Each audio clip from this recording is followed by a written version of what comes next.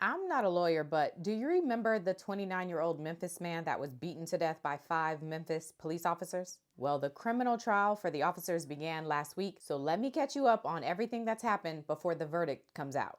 So this is 29-year-old Tyre Nichols, and back in January of 2023, as he was on his way home from work, he got pulled over by these 2 officers, Demetrius Haley and Preston Hempel. A struggle ensues, pepper spray is sprayed, and a taser used, but eventually Nichols is able to run away. Get that motherfucker out! You get your ass blown the fuck out! Get the fuck out the car! Get the fuck out the fucking car! Damn, I didn't do anything! Turn your fucking ass! Hey, I didn't turn your ass around! Alright. On the ground, Hey, you don't do that, okay? Get on the fucking ground! Get on the ground! Okay. Tase your ass! Alright, I'm on the ground. Lay down! Lay down! Please stay on the ground! I think to tase you! Now! I tase you! Alright, okay. Turn your bitch ass back up. Break your shit. Okay, dude, damn! Turn the fuck around. Put your fucking hands behind your back! Bitch, put your hands behind your back while I break. Okay, stop. I'm gonna knock your ass the fuck out. You guys are really doing a lot right now. Bro, lay down. I'm just trying to go home. Lay down. Man, if you don't lay down. Oh, I am on the ground. Put your hands behind your stomach. I got you. Okay. Okay. Get the fuck back. Stop. I'm not doing it.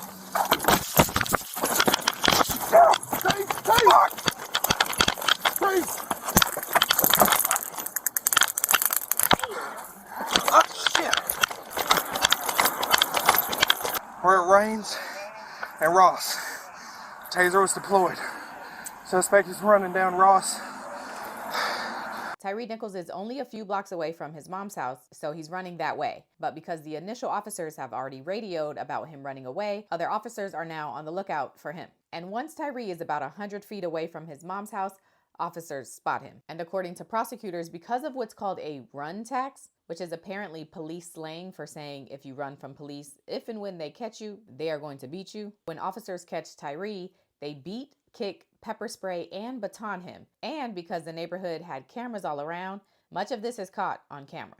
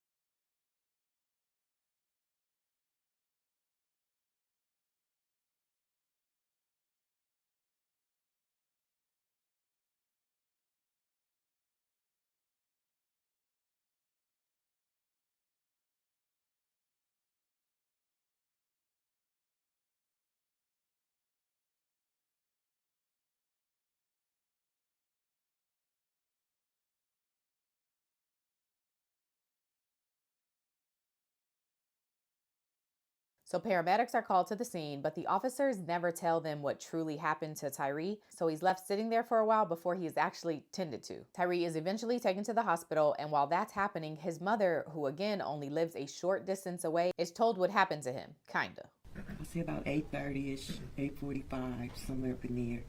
We got a knock at the door. My husband went to the door. I heard a gentleman say, does Tyre Nichols live here? And then I came to the door. And I said, yes, Tyre lives here. I'm his mother. What's going on? The police officer that was at the door, it was actually 2 police officers. One proceeded to tell me that Tyre was arrested. And they said for DUI. DUI, that didn't sound right to me. Because my son, he doesn't drink like that to have a DUI. We're not drinkers in our families. So it just didn't seem right to me. They proceeded to ask me, was he on drugs? Did he do any type of drugs? And I said, no, we don't do any type of drugs. Smoke a little marijuana. They said because he had all this wild strength and all this strength and everything, and they had to end up pepper spraying him and tasing him. So the officer told me they're going to be taking my son to the hospital. The officer told me that I could not go because Ty was arrested. He proceeded to get some more information from us and everything, and then they left. I told my husband, come on, let's go find Ty. So as we got into our vehicle and we drove to Rains and Castlegate, and that's when we noticed Ty's car. How far is that from your house, Ms. Wells? Probably a half a mile.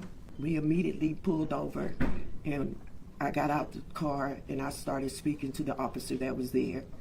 He asked me again, was my son on any type of drugs or anything, because he just had all this strength and all this Hulk Hogan strength and everything, and they had to do all these things to him in order for them to arrest him. After that, we left and went back to the house. 4 o'clock in the morning, I received a phone call from a doctor from St. Francis Hospital. I said, yes, I heard he got arrested and he was tased and pepper sprayed. The doctor said, no, ma'am, your son is sick. And I said, what do you mean he's sick? As we were walking into St. Francis, there was another officer walking in. We were kind of going in the same direction. So I asked, you're working late tonight, huh? He said, yes. He said, I'm here to sit with a prisoner. And I said, well, is the prisoner's name Tyre Nichols? And he said, yes. And I said, well, that's my son. He said, oh, okay, well, follow me. When I walked into the room and I saw my son, I immediately went over to him and I fell out on him because my son was beaten to a pulp. His head was the size of a watermelon. His nose was broken. His neck was split open from the swelling.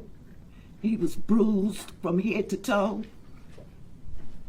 It was like they beat the shit out of him. That's what they did. They beat the shit out of my son and left him for dead. That's what they did. And I just burst out and said, what the fuck is going on here? This does not look like no pepper spray and no tasing. And took us into another room. I want to say it was a sergeant or captain, I can't remember. And then next thing you know, all the Shelby County police and everybody was out the room. They said TBI had taken over the case.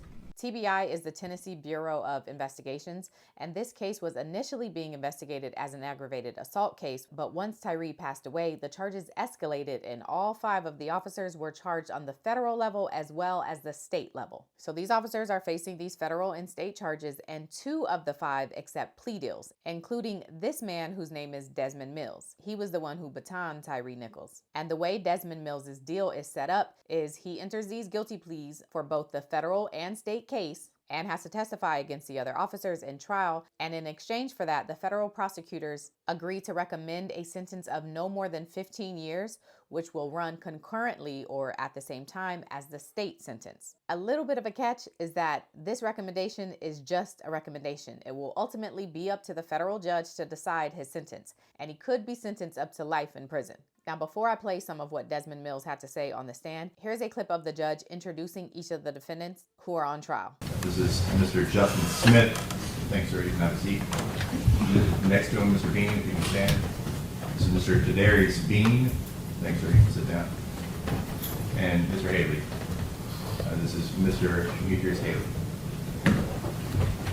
Okay, so here's Desmond Mills talking about what happened, and for context, him and Beam were riding in the car together that day. It seems like they were partners or something very close to it. So Mills and Beam are dealing with a separate traffic stop incident when they hear the call out over the radio about Tyre Nichols. We heard on the radio, an officer keyed up said they had one to resist, he's been pepper sprayed and tased, and now he's running. Naturally, when you hear that come across the radio as an officer, you're supposed to go and help your fellow officers. So when we heard it, we released the guy we had. It was this minor offense. And we got into my car, and then we drove to the area where the location that they put out. As I was driving, I just looked in my rearview mirror, and then I saw Miss Nichols just like appear right there in the road. And I said, Bean, I think that's him. We rolled the window down to talk to him, and as soon as he said, hey, Mr. Nichols took off running. That's when Bean got out of the car first. He started chasing him. I got out of the car, I started running, and I turned back because I forgot to lock the car. And then by the time I turned around, I didn't see Bean or Mr. Nichols no more. So I just started running, and then I ran up there. I see Bean and Smith, they're holding Mr. Nichols. I immediately pepper sprayed him. I sprayed him 2 times. It wasn't working. I sprayed the 3rd time, and the 3rd time I sprayed myself. I sprayed myself directly in the eye. I was trying to collect myself. At that time, it was Bean, Smith, I believe Martin was there now. I heard the officers kept saying, give me your hands, give me your hands. Because I sprayed myself, I became angry, and I used my baton. I pulled my baton out, and I approached. I told them, I said I was gonna effing baton you. And I told the officers who were in the way to move. I said, move. I used the baton on Mr. Nichols 3 times on his right arm, and then I stopped. Did you know that Emmett Martin had soccer kicked him to the head? No, Did you know that Emmett Martin had kicked him even a 2nd time to the head? no. And I was just standing there, my eyes were shut, and I heard the thump, sound. I heard after the 2nd one, that's when I peeked with my eyes open, and I looked over, and I seen Martin was punching Mr. Nichols. I was wondering, I said, why is he punching him? I didn't want to look no more because it didn't look good. And after that, I believe that's when he was taken into custody. What's your duty as a police officer when you see something like that? Stop Mr. Martin. You understand that you have a duty to intervene. Yes, Each and every one of you officers out there had a duty to intervene, didn't you? yes. So after he was taken into custody, he was propped up against someone's car. The fire department arrived. Mr. Nichols slouched over to the ground, and I yelled, hey. I said, hey, look at him. Are you telling these paramedics, man, look at his head, he got hit a lot really hard in his head? No, I didn't tell the paramedics anything. I kept asking Martin, what happened? Why you stopped him, and how did we get over here, and how did we get to this? I was in disbelief on how Mr. Nichols looked. Mr. Nichols is against this car. Y'all are having the conversations y'all are having. Is Mr. Nichols ultimately transported away? Yeah, yes, I called Bean as we're driving, and he said they were performing CPR. As in, his heart stopped. But if that's for CPR, yes. When I was leaving the hospital, Mr. Haley kept calling my phone. He asked me if I seen him on my body camera doing anything, and I told him that I only see him running up on my body camera. Could you see Mr. Haley on your body cam kick Mr. Nichols? No. We've mentioned Mr. Haley a couple times. Can you point him out in the courtroom and tell us where he's seated? Would that be seat 4? Seat 4, okay. So Mr. Smith, Mr. Bean, and then Mr. Haley, is that correct? Yes. The record could reflect that, identify Mr. Haley. So reflected. So the defense for these 3 officers who are facing charges of 2nd-degree aggravated assault, aggravated kidnapping, official misconduct, and official oppression is basically that Tyre Nichols was a danger to all of them. He was actively resisting, so their level of force against him was justified. And they also say that all of them didn't even see all of the kicks and punches that were thrown at Tyre Nichols, so they couldn't even intervene because they didn't see it. And you were acting under color of law because you were a sworn officer, and to your understanding, a call out that the person had been tased, pepper sprayed is indicative that they have committed some sort of felonious act, right? Right. Passive resistance would be someone laying there and not cooperating. Active resistance will be someone punching, kicking, doing that type of thing. You saw the video earlier that Mr. Nichols' legs were kicking while he's on the ground, right?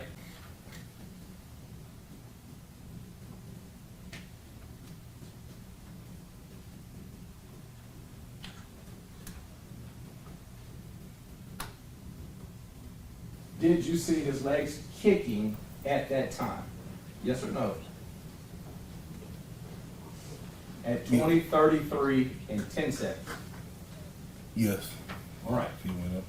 So it's not reasonable to intervene if you don't know there's something to intervene about, correct? Correct. And it's not reasonable to expect intervention if you're not there, correct? Correct. All of Martin's punches to Mr. Nichols' head occurred before Mr. Haley got to Castlegate and Bear Creek. Do you agree? Yes. And Mr. Haley, he arrived after you used the pepper spray all 3 times, correct? Correct. And he arrived after you used the aspartame, correct? Correct. And he arrived after Emmett Martin punched Nichols in the head 5 times, correct? Correct. He arrived after Emmett Martin soccer kicked him in the head and kicked him a 2nd time, correct? Correct. One attorney highlights that his client, who is Justin Smith, was known in the department to not tolerate abusive suspects because he had previously spoken out about it. Justin Smith has never covered up a single thing in his career, has he? Not that I know. In fact, you know of the Charles White incident. Do you know who Charles White is? He was a white cop Yes. on Scorpion. Y'all had a juvenile in custody over there in Flicker Street. He was handcuffed. He was giving some lip to somebody, and Charles White slapped him across the mouth, didn't he? Yes, I heard about it. I was all for it. Right. About that. And what you heard about was a squad room full of officers. I'm sorry, Mr. Mills he wasn't there for this? Justin Smith had a reputation within OCU that he would not tolerate abuse by a cop against a suspect. Isn't that right? Yes. And would you agree with me, I think you agreed with me before, that until a suspect is in handcuffs, nobody is safe? Handcuff and search. No one's But, safe. man, great. So not only are they handcuffed, then they have to be searched. And until then, no one is safe. Correct. As a trained narcotics detective, what does that indicate to you if pepper spray has no effect on a person? Someone could be under the influence. Under the influence of what? Of drugs. Thank you. The medical examiner did confirm that Tyre Nichols' cause of death was blunt force trauma to the head. Okay, so closing arguments are expected today, and then the jury will begin deliberating. So we will see how this case goes. Do y'all remember when this story hit the news?